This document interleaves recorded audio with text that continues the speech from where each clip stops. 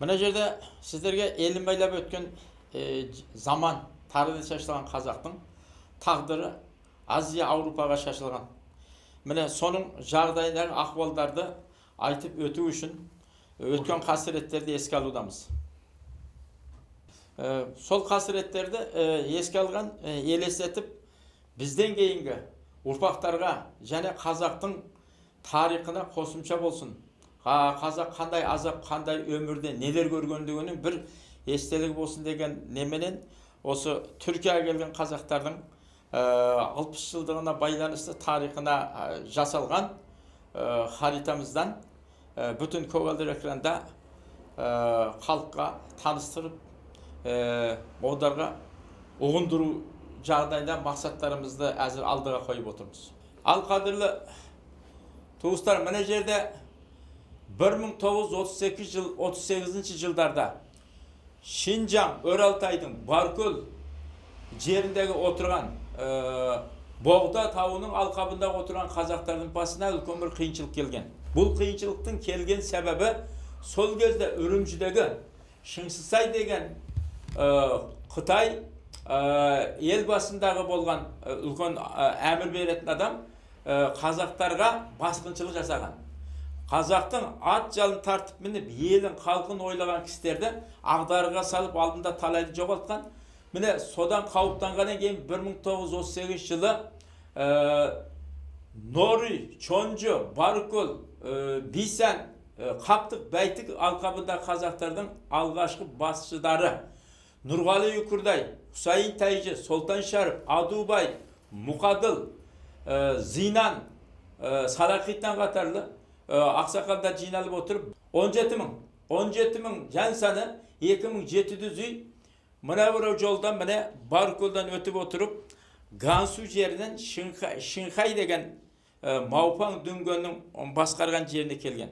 Бұл жерге келудері болмаса мұсылман ғой, бізге мархаметі болады ғой, мұсылманның туысы ғой деген үлкен бір сенімменен келген. Бірақ бұл жерге келгенде де бұдар ойлаған ойына жете алмады. Қазақ айтады ғой, пәлен жерде қазан бар дейді, қазанның ішінде чеміршек бар деген, ойлаған ойға жетпегеннен кейін бұл келген 17 мың жан саны 2700 үй төртке бөлінген.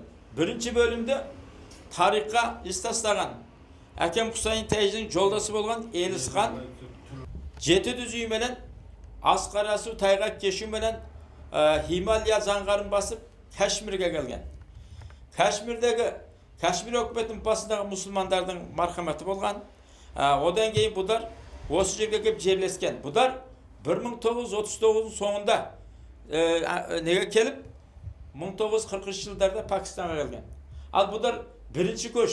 Бұлай кеткенде екінші көш Зұқа Батыр болы Солтан Шәріп сол Шыңғай жерінде қалған.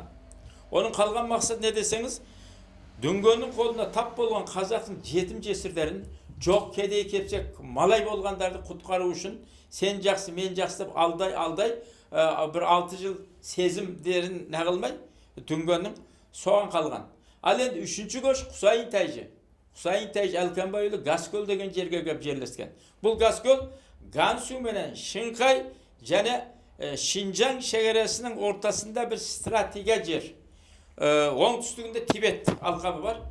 Бұл жерге келген. Ал енді содан кейін төртінші ел 41-42-де қайтадан көткөй міне қараңыз Баркөл Бисәнға қайта кеткен. Сонымен алғашқы 38-де көш Шыңғай жерінен төртке бөлініп осы жағдайға келген. Ал енді одан кейін бұл Гаскөлді Құсайын Тайжы елін ел қылып, малын мал, қойында қорада қой, өрісті түйе жылқысымен ел байы бастаған заманда Үрімшіден уәкілдер келген. Сендер мына Тибетке жақын жерде отырмағандар, қайтып Баркөлге келіңдер. Өкіметтің кеңшілігі бар деген. Бірақ бұған Құсайын Тайжы біз біраз тағы да жағдайымызды күшейтіп, байып, есімі жинап барайық елге деген. Онда жөн өкеніп, сонымен Құсайын Тайжы осы арада табан тіреп 1939-дан 1951 жылына шейін осы Гаскөлде тұрақтап тұрған. Ал бұл жерде тұрған заманда Үрімжіден 2 рет келген вәкілдер құйырмасында Әлемуанның баласы Дәлелхан келген. Karim деген ақсақал болған. Бұл анау не деген қайтыс болды. Uzun Karim дейді, атақты жазушы. O da келген.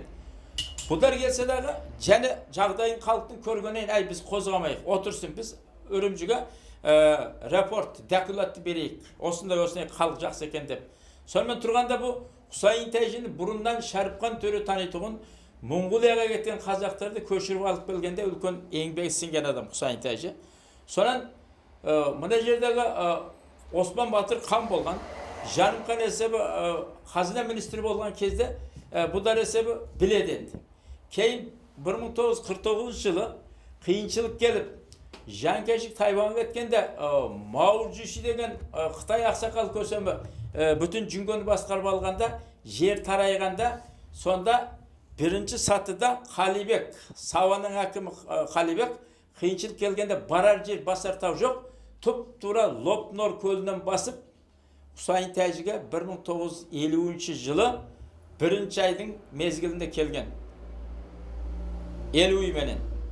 Одан кейін, 5 айдан кейін, мұна жердегі 6 айдағы және Құсайын Тәжі қарай бет алып көшкен Осман Батыр мен Жанымқанның елдері Жанымқан Баркөлді қолға түсіп, одан Осман Батыр қайыз, Ақсайдың қайызында ұсталғаннан кейін бәрі жиналып, Солтан Шәріп Тәжі келді, Қалибек бәрі. Енді қайту керек, заман тышталмайтын болды. Ондай болса, енді біз бұл бұрында Шыңғыстай заманында да ат басын жалт тартқандарды ұстайтұғын. Бізді жақсылық келмейді. Бір аударылған, революция болған жерде. Сен дүзу бол, жақсы бол, жаман бол, көп адам құрбан болады. Босқа құрбан болмайды деген заманда содан 1951 жылы 1 айдың 5 күні, 1 күні біздің сол әкем Құсайын Тәжінің Ақордасында ақсарбас мал сойып, елді жинап, сол жерде қарар алған. Ондай болса, ел бәрі тауға шығыңдар, сол жерден біз бірақ көшейік деген. Бірақ тауға барғанын білесің, қазақтың бір жер емес. Анау ана кезенің астында, ана мұна белдің астында. Сонан ақыры міне жерде 30 үйменен Құсайын Тәжі, Солтан Шәріп, Жанымқанның баласы Дәлелқан інісі жанында, Қасен Батыр деген үлкен бір батыр ақсақалымыз бар еді яғни. Соныменен бұдар жолға шыққан міне Гаскөлден. Ал әні міне жерде міне Құсайын Тәжі менен 51-дегі Қалибек, Дәлелқан, Солтан Шәріп, Нұрғожай бүтін жолдастары менен 51-дің 5 күні тауға шығып, содан сапарымыз мына көрдіңіздер, Асқарасу, Тайға кешу, Ималияның заңғар қиыншылықтарында осы менен мына жолға шықтық. Жолға шыққан заманда бұл жерде бір тарихты айтып өтіміз керек. Құсайын Тәжінің 2500 қой бар еді, яғни іріктеген еркек қой. Бұдарды нағылған, айдатқан. Одан жолдастар айтты, ай Тәжі сен бұны нағыласың? Айнане мен бұны Хиндистанға апарып қозылатып төл алғалы жүргем жоқпын. Жанымыздағы елдің бәрінің азығы жоқ, түгі жоқ, аш-талаңаш. Біз бұдарды қамдаймыз. Сонымен мына жолдан жүргенде әр жетіде 50 қой, 30 қой, 20 қой ағайындарға бере, ат түйеменен және бұлай көліктерменен содан 8 ай жүріп кеп, Кашмир өкіметіне келдік. Hindistan шекарасында бізді тосып, жан-жақты сұрағаннан кейін, өзіміз мұсылман, қазақ, осындай келе жатқан білгеннен кейін, бізді Hindistanның бастығы онда Нәһрү деген болған. Нәһрүнің замандан қабылдап біз Кашмирге келдік. Кашмирге келгенде, бұл жерде еш жиып етек жапқан заманда бізге Аурупадан, Америкадан бүтін жердегі журналистер келген. Өйткені неге? Жанкешік Тайванға кетті. Мао Цзеши есебі үлкен құрғақлықты қолына алды. Содан шығып келген адамдар дегенде бұл дүнияға үлкен бір әсер еткен. Содан келгеннен кейін Құсайын Тәжі бастап келген көшбасында кім бар? Құсайын Тәжі бар, Солтан Шәріп бар, Дәлелқан бар, Қалибек бар, жолдастары. Содан бұл жерге отырғаннан кейін біз 5 жерге желесетін болдық. Қадірлі туыстар, бұл бүгінге шейін бұны айтып отырғанымыз, тарихи белгілеріміз нақ Қазақстанның өзіне айтылмады. Естіртілмеді, жазылмады, сызылмады. Қазақтардың жаңағы ақсақалдар жиналып отырып, Америкаға кету. Хиндистанда қалу. Тайванға кету, Жанкешікке. Одан кейін Арабстанға кету, Алланың Мекке Мәдинаға, о кәрідер. 5-ші Түркияға. Кетейік, Түрк өзіміздің қаны бір, діні бір, 600 жылдың алдында Орта Азиядан көшіп отырып, мынау Түркияға келіп жерлескен Osmanlı İmpariyası'nın urpaqları dep bunu Hüseyin Taycı aytkan. Ahırı onu aytıp bunu aytıp sonunda Türkiye'ye kelu kararı alındı. Bırak alıngan mı? Bugan cügürü gerek, deliğe barı gerek Astanasına. Türkiye'nin bas elçisi bilen söylesi gerek, ol Türkiye'ye neci veru gerek.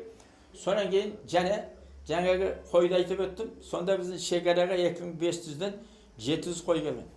So 700 koy şekerede optum satkan erkenin korcunda akşa var edi. Atasının alalmalı bayağıdan beri karaya yani silekeyi.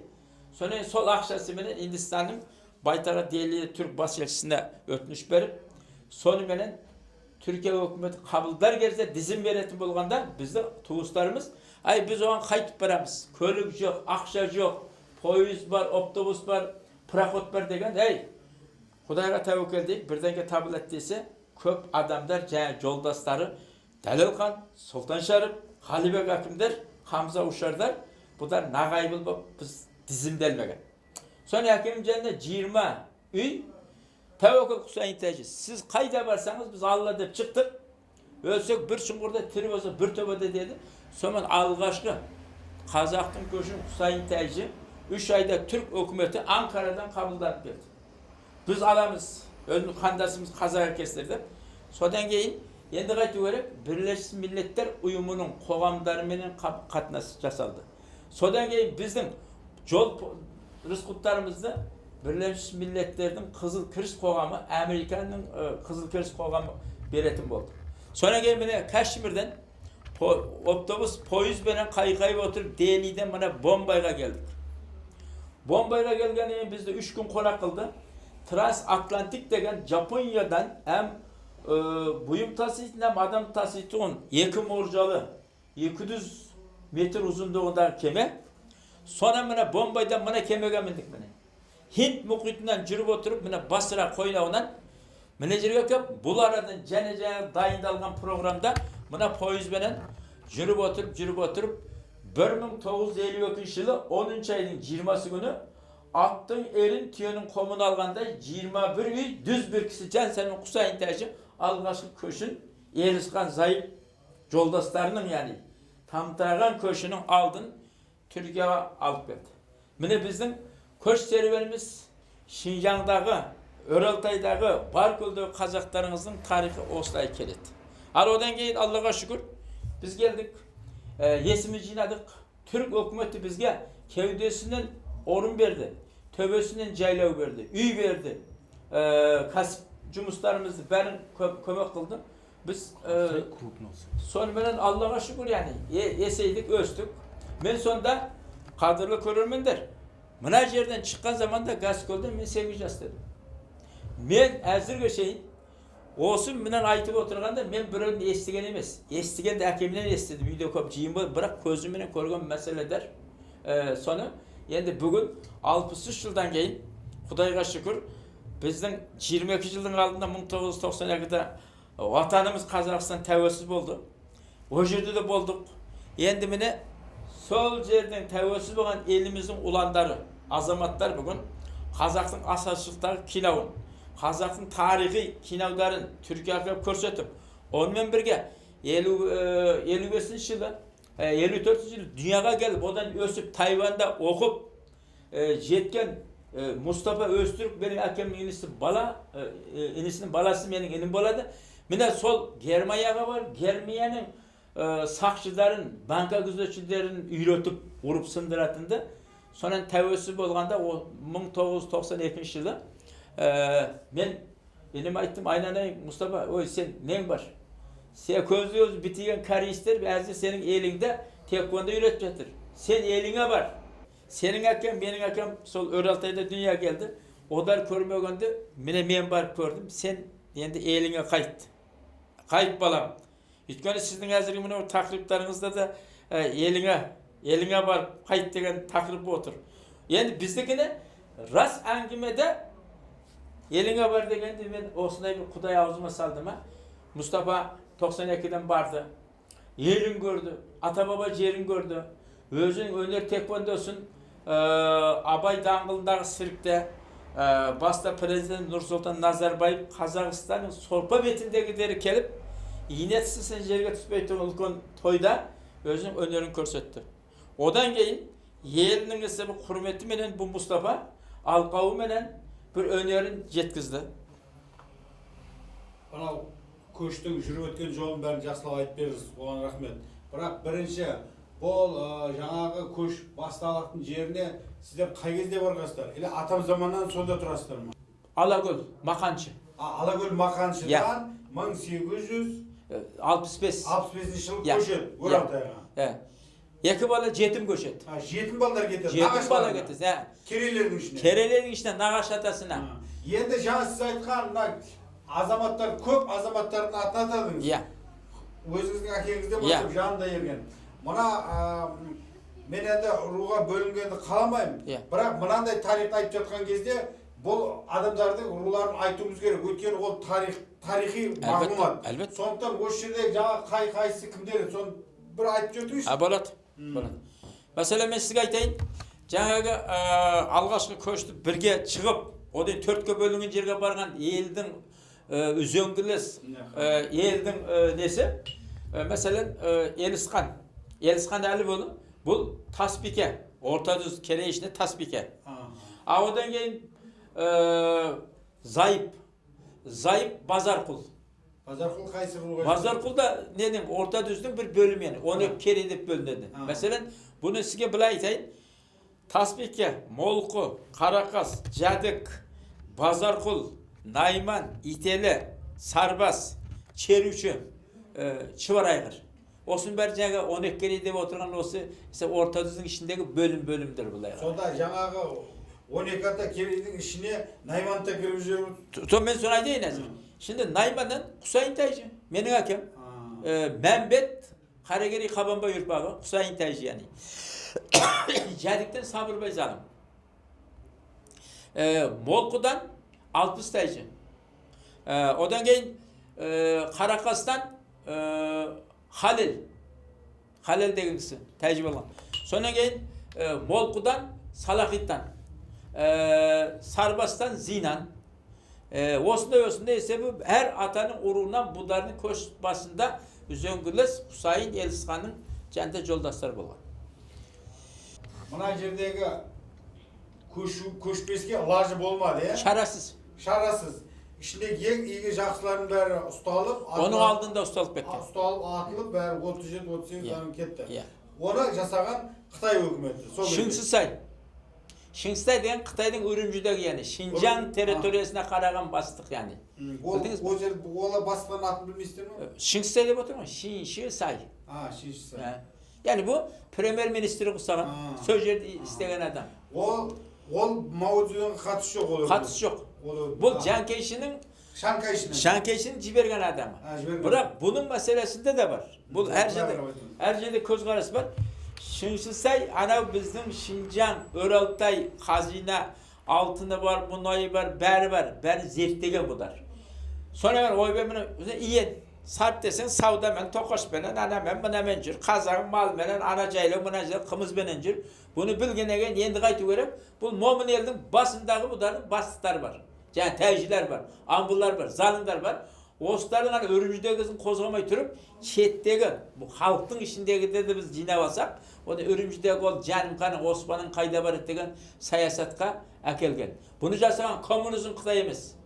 Gumandan, burungu Qıtay'ın zamanında bunu istegen. Yani bunun tarihte agar bir Türk'te bir söz var. Jigitni öldürsen öldür deydi, biroq onun qaqsını jeme deydi. Öşsün, jep görürsün, öldürürsün, eseng dalasın. Biroq onun isteyen еңбегin qaqsını jeme deydi. Yani onun için biz bu yerde sonra bizim köptüğün kitaplarının bərində aylanıp gelmese bütün kinani aylanıp gelir. 1939'da bolgan Şыңстай vakasın bizim жазушыларımız, yani şeşenlerimiz 39'da komünist yok koy. Komünist bizi süydü değil. Bu жерде tarihi fakta burmalanıp dursun. Burmalanıp dur. Burmav gerek. Bir ulutun tarihini düzelü üçün qancha жақсылығы мен жаманшылығы менен, обалы мен сәбәбі менен анық жазылса, ол тарих болады. Айтпаса, міне бізде көп кітап жазылды. Мен оның аттарын айтпай қояйын. Uqdun mu? Kumalık törtten özünü özü kol işine iyiydi. Бірақ o kitaplar az iske jaramaydı. Nege? Dünya başka türlü olub ketdi. Аян сіздің осы айтып отырған мына фактілеріңізді ақиқатын қазір көзі тірі кімдер қолдайды? Bizim жерде Türklerin ішінде ғалымдар ма, Қазақстанда ғалымдар ма, жоқ осы Түркияда? bu paketlerde beri qarаңыз. Әзір bu burun жазған kitaplarda оқып мидарына кіріп кеткендер, басқа kitap анық жазылмаған екен, байқұстар-ай, осыны істеген екен ғой, бұл бешер сөйткен екен ғой, ана залымдар-ай деп, осы ғана мидарында бар. Яғни мынандай анық нәрсе олықта жазылмады. Бірақ мен әзір одарға мен kitaplarına bir ne әкелейін, пікірім бұзайын деген емес. Мен аузымды жауып отырмын, бірақ сіз Қазақ көші дегенде, қазақ көші неден кетті? Суықтан ба, желден ба, құйындан ба, біреу өлтірді ме, соқты ма? Әл мәселе біз, коммунизм келді енді. Коммунизм келді, біз қаштық. 2000 километр көшпенен келдік. Тибеттің жолынан, Гаскөлден. Hindistan yoluna şeyin. Bizde hiç kimde kuvan yok. Öldürün adam yok. Töbetten arık malımızı verip, semiz malımızı alıp, töbetten bir koyarsak o an yak koy verdik yolda. Üstü oturup, köşü oturup, laylı oturup biz Hindistan'a geldik. Yani buna baktı biz. Burmaların kitapları, oy be bizde artımızdan kuğdu. Oy be bizde süttü. Kuday saklasın. Fiyat nesidir yani. Mesele bu, ben aytpakçı oldu. Yeni nanesini айтсаңыз. Мына жерде 17-18 мың адам бастап шықты. Иә. Ал Түрк жеріне соның қаншасы жетті? Былай қарап тұрсыз. Мен енді бұл жерде дейін 18 адам келгенде мынарада тарқалды ғой. Тарқалды 3500 адам Елісхан Зайыппен кетті ме? Одар келіп Hindistan'a келгенде салқын жерден келді. Енді мына ыстық жерге келгенде ауасы үйлеспеді. Дәл сол кезде 41-42-де дүнияда бір ұшық шалған, бір сас түсетін ауру болған. Sol gezde 3500 adamның, oqtunuz mu yani? 3000'a yolda ölgün, Kuday ajanına. Onu birov atıp öldüren hiç kim yok. Bunu tarihte biz kalayca apar ölgün adamdı, apar Pelenbay'ın zamanında öldü desek bu olmaydı. Al yani 3500'den 500'ü kaldı 3000'a öldü. Yedi 18 000 adam değil. Ben 18 bin Mına 300'ü mincerdə qaldı. 300'ü de 5'ten olsa 1500'de de mincerdə qaldı. Söyleyeyim mi? Soldan şərq Düngan içinde kaldı. Al odan keyin Husayn Tecmi'nin 300'ü gitti. Onu da ortalama 5'ten çaksan 1500 adam. Söyleyeyim mi? Yani kalganlar kayıtadan köbü elдің Kötköy'ün ceğen Barkölü'ne, Gansu'na gitti. Ar gitti.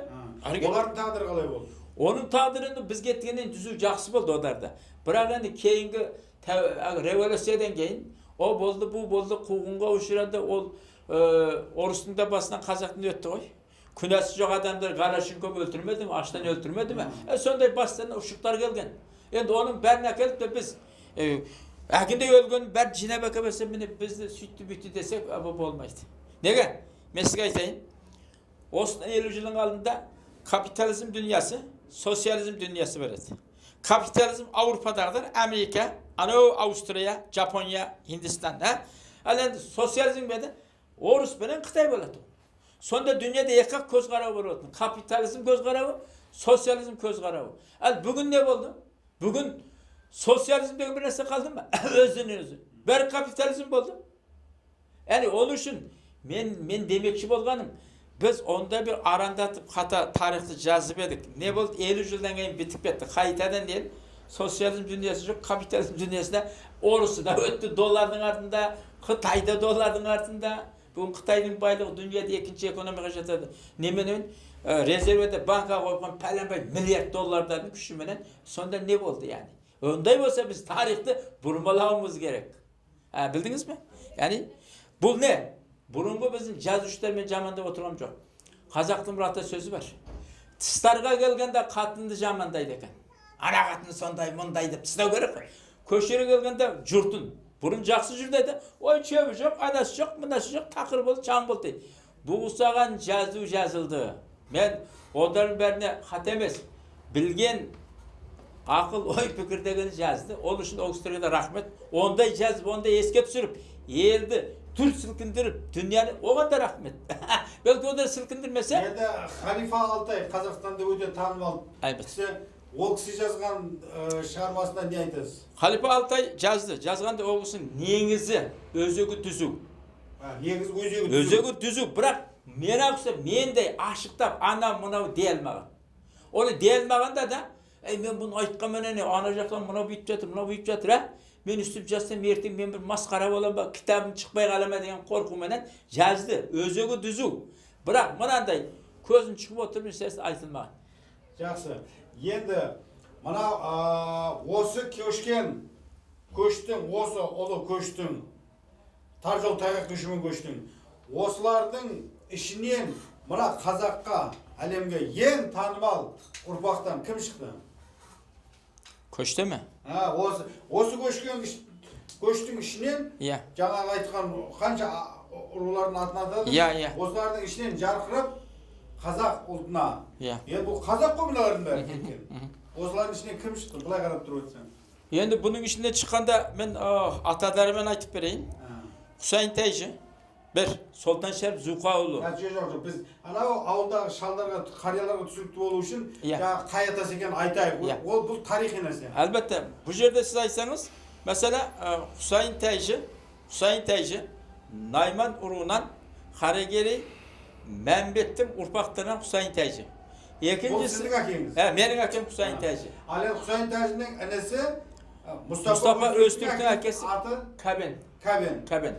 Кәбен. Ал одан кейін енді Солтан Шәріп Тәйжі дейміз. Бұл Зұқа Батырдың баласы. 11 баласының ішіндегі ең дарынды, ақылды, мыйлысы Құсайын Тәйжінің жолдасы. Зұқа Батырыңыз кәдімгі Моңғолдың Суқа Батыры ма?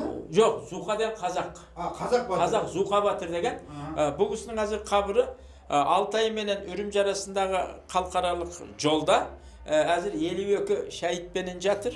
Ол өзі, mesela айтайын, 4000 квадр метр шаршы жерде жатыр, қоршалған. Оны әзір Қытайдардың өзі оғысын тарихын жауа алмайды менен, сізге айтайын. Тарихын бәрін жазған. Сол Зұқа Батырдың баласы Солтан Шәріп Тәйжі, әкемнің жолдасы. Одан кейін Жанымханның баласы Дәлелхан деген ақсақал. Ол қай атадан? О Шақабай. Шақабай Керей ме? Шақабай Керей. Одан кейін енді кім? Зұқаның баласы сол Ителі. Ал одан кейін жаңа кім бар? Молқыдан Хасан Батыр деген кісі болған. Яғни, білдіңіз бе? Хасан Батыр, Қошақ Молқы. Одан кейін енді осында өзіне Қалибек Акым бар. Одан кейін бірге келген. Яғни, Қалибек Акым Құсайын Тәйжінің көшіменен бірге келген. Пікірлес болған кісі, сол көшімен бірге келген сол кісі бар. Ол Түркияға дейін келді ме? Ол Түркияға келді, үшінде қайтыс болды. Оның баласының аты Қасан Өралтай деген. Көп кітаптар жазды, Азаттық радиосында өзінің патриотизм еңбегін ел үшін істеген азаматымыз. Олардың бәрі енді осы айтқан кісінің бәрі марқұм болды. Атадарымыздың, сондай ағаларымызға Алла иман берсін. Қалған ұрпақтарға солардың жолын берсін. Міне менің өзім кәртейіп қалдым. 8 жаста Түркияға келдім, әзір 69 жасқа келдік. Енді біздің де бала ұрпақтарымыз осыны білу үшін сіздің мына киноңыз өте жақсы болады. Сонан кейін осыны мен енді сізге үстіп айтамын. Басқа не сұрағыңыз бар? Енді менің айтайын дегенім, мынау осы көштің ішінде ол кезде ол келгеннен кейін туылды, Мұстапа. Онда айтып берейін тарихын. Мұстапаны айтып беріңіз. Мұстапа Өзтүрік әлемге әйгілі, әсіресе Қазақстандағы ел жұртымыздың жақсы танитын Мұстапа Өзтүрік 1954 жылы өкіметтің бізге берген үй жері Қайсардың Ешілисар ауданының Қыстақ ауылында дүнияға келді. Ол бала өскеннен кейін менің артыммен мен өзім әкеден жалғыз ұладым. Енді ағамның баласы Мұстапа артынан қылтиып шыққанда мен ол менің жанымнан айырылма істамадым. Содан бұл бастауыш мектебін бітірді Стамбулда. Орта мектеп 8 класс, 10 классты бітірді. Одан кейін бұған мен айтып тұрмын, атаң Төлебай менен жасаған. Одан кейін атаң Құсайын Тәйжі мына жерге елді әкелген. Сенің атаң баллон болады, спортмен, күшті. Ана Көкбөр ананы Мұстапаның әкесі Кәбен, Құдай сақтасыннан, Баркөл елінде атағы бар еді. Сен енді нағашатан Қайыспай бар, Қайыспайдың тасы бар көтерге, мен кітабына жаздым. Қанша білесіз бе? Көтеріп қойған емес. 50 metr жерге апарған тасып. 565 килограмм өзенің тасын көтерген, сен соның жиенісің. Sen de men үгіт береді, үгіт бер. Бұған ыңғай патриотизм yani, басқа мәселесі. Міне содан бұл рухани несі болды. Кейін Тайваньнан 1971 жылы 10 бала Тайваньнан оқуға барды. Бұл оқуға барғанда Дәлелхан қажының әсері болған. О кісі тегінде анау Жанкажик заманда снекен, векил екен. Сіздерге не дейсіз ғой, мен сайлаудан шыққандарды не дейміз? Депутат. Соның несінен хат жазып, соны 10 бала барып оқыды. Оқыған мен 3 жылдан кейін мен бір дүния саяхатына шықтым. Bismillahirrahmanirrahim İstanbul'dan çıktım. İran, Karachi, Delhi, Bangkok, Hong Kong. Hong Kong'dan Tayvan'a vardım 3 yıldan кейін. Barıp uşaqlap sağınıp ketip bölümümüzde amandasıp жыласып ойбай қарғам жақсынарам амансынарам оқыңдар дедік. Содан сол жерде Мұстапа Өзтүрік журналистік бөлімін оққан. Мен деді аға не оқиын деді. Men dedim sen onu munuğa el bastık bola bersin. Sen dedim jurnalistlik oku. Nege? Sen жақсы jurnalist bolsan, sen Amerika'ya da barasın, Asya'ya da barasın, Orusk'a da barasın, dünyanın ağılasın. Sonda bizge ülkön senin neң болады. Sonra bu son okudu. Bunu okup жүрген zamanda Оңтүстік Кореистің ең dünya tanıtığın hanımın bir бастықтың muğalımның şakirti болады. Соның алып тәрбиелеп, содан бірінші қара белбеу, екінші қара белбеуді алады. Hem jurnalistlik оқып жүр, hem ana қара белбеуді алып жүр. Бірақ jurnalistlik жәнде керек. Ал енді анау қара белбеу ұрады, нағылады, бұл батырдық деген нәрсеге келеді. Сонан кейін енді оның үстіне үшінші мына мен ағасының әгі миына салған нәрсе бар ғой, ұлттық патриотизм. Соныменен бұл мен жаңа айтайын бүгінгі есімген. Tayvan'ın üniversitesini bitirgen zamanda bunun diplomasını Xitaylığın жасаған. Bermegen. Mana öte patriotizm eken dep keyin onu nağıldı. Sonan barıp bulağı birinci ben Türkiye'ye geletim oldu. Türkiye'ye gelir dedim, qargam sen hazır kelgen menen seni askeri armiyaya getesin. Sen Germanya'ya var. Germanya'da Kazaklarımız var. Sen Germanya'dan üylen. Bugünkü kelinimiz Solmenen üylendi. Onun üylengeni keyin chet elde жұмыс істеп turgan zaң menen kelgende Türkiye'ye kirgende armiyaga barmaydı. Qancha jыл. Sonымен biz üylendirip onu öşürüp geldi. Odan taekwondo mektebini açtı öşürde. Bütün elдің auzunu anqıytıp. Sonra en ahırında bu Mustafa'mızdı. Xuday nasip oldu. 92 yılı elimizge barıp bugünkü жағдайga geldi. Altında dan. Köptögen şakertlerdi. Köptögen kişilerge belbeu ataqtарын berdi, kuanamasın berdi. Azır ötkönde ana osmana pamitten burun tigilgen tas pamitten açılığında men bar edim. Sonda sizlerden Spor Federasyon және spormen байланысты ministerдің орынбасары kelip söz söylегенде dedi. Azır memleketimize Xudayga şükür dedi. Mustafa'nın şakertlerinden ösken azır 10 000 tekvandocu var dedi. Allah'a şükür. 10 000 tekvandocu degen nerse ne? 10 000 Kazakistan'ın askeri деген сөз. Мәселе bu. Енді жерде қазір міне Мұстапа Өзтүрік 60 жасқа толып отыр. Құда қаласа осыған Қазақстан жағында дайындалып жатыр. Мұстапаның көзі тірі кезінде, Қазақстанға алғаш келген кезінде мен сол деректі кино түсіріп едім. Тілеген Ахметов деген жігітпен бірге барып қайт балам ауылға деп ол киноның атын қойдым. Ол кино таралып кетті. Сол кино міне бүгін Стамбулға келіп отырмын. Бүгін Мұстапаның өзі өмір сүрген үйінің екі үй міне бір-бірімен көрші. Сіздің үй ол кісі. Міне қанда тұрып Мұстапаның тарихын, Мұстапаның аталарының тарихын бәрін ашып отырсыз. Сізге үлкен рахмет айтқым келеді біріншіден. Екіншіден, мынау егемендік алғаннан кейін ел арыс беріс болып қосылып жатыр. Баяғы ұлы көштің арты тойға айналды. Қазір қазақтың сыртта жүрген қазақтардың ішіндегі ең бақуаттысы бұл Түркия еліндегі қазақтар.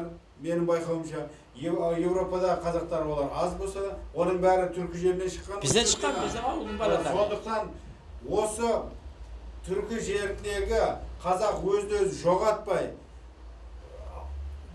өсіп өркендеді. Және соның ішінен Мұстапа сияқты қандай қазақтың жұлдызы шықты. Міне сол үшін сіздерге рахмет айтқымыз келеді. Бұл бірінші. Одан кейін мына көштің тарихын айтып бердіңіз. Енді мен документалист ретінде мен тарихи кино түсіремін. Қазақтың ақтаңдақтарын, Ашаршылығы болсын, Алашордашы болсын, Міржақып, Мағжан. Бұларда мен мынандай нәрсені ұстанамын. Яғни бір адамның көзқарасын, міне сіздің көзқарасыңызды тыңдадым. Енді бұдан басқа да көзқарастар болатын болса, мен оларды тыңдаймын. Және солардың бәрін осы қатар беремін. Сондықтан ертең халық көріп өздері айтады. Осыған келсеңіз ғой. Әлбетте. Ал енді мынандай картаны сызып тұрып, бәрін алақанға келіп көрсеткендей қылып жасаған сіздің мына еңбегіңізге рахмет айтамын. Енді мен сізге бір нәрсе айтайын. Бұл документальный фильмін жасаңыз, бәрін естисіз, ешкім бәріміздің жобамыз бір жерге келеді. Бірақ 99 сөздің тобықтай түйіні бар деп, қанша ақсақалдарымыз, қанша неден алсаңыз да, яғни ғалымдарымыздан да алсаңыз да, осы тобыққа келіп тіреледі. Сондықтан менің бір ғана айтар нәрсем бар. Яғни документаль фильміңізді жасаған заманда осы еңбек көштің жағдайын мені мақтау үшін емес. Нақ көшіп Түркияға келіп іргетас қалаған Құсайын Тәжінің еңбектер деген екі сөзі тастамаңыз қай жерде. Өйткені бүгінгі шейін суреттің бәрін түсіріп, оны айтып беремін. Иншалла. Яғни неге мен онда бір немес 60 жыл сабыр түбі сары алтын дейді. Сабыр еттік. Міне бүгін келіп сіз түсіріп отырсыз. Мен bunu bir жасанды сіз келе жатып жасаған нәрсе емес. Менің қолымда документтер бар. Көп документ бар. Сіздің уақытты әлі ақырын сіздің неңізге бұны нағыламыз. Бұдар бар. Мен нағыламын. Тарих шықсын. Сабыр түбі сары алтын дейді. Ұқтыңыз ба? Асықпаған арбаға мініп қоянды қуып жетеді дейді. Мен сол арбаның үстіндемін мен. Сіз арбаның үстінде болсаңыз. Мен енді осы уақытқа дейін жасап келген киноларымның Құдайға шүкір, тарихи ақтаңдақ болғаннан кейін, ол кімнің жаңағы тарихта өзі әртүрлі көзқарас болады. Оны қазақ айтады, әкесі өлгенде естіртеді дейді. Одан ауыр сөз жоқ. Және одан түзу сөз жоқ. Doğru. Яғни қанша қиын болса да турасын айту керек. Қазақстандағы тарихшылар не дейді бұған? Tarihçiler ben ne diyeyim ben görgüne dokument benden bana karasa berber. Vallahi dedi carayet maketi.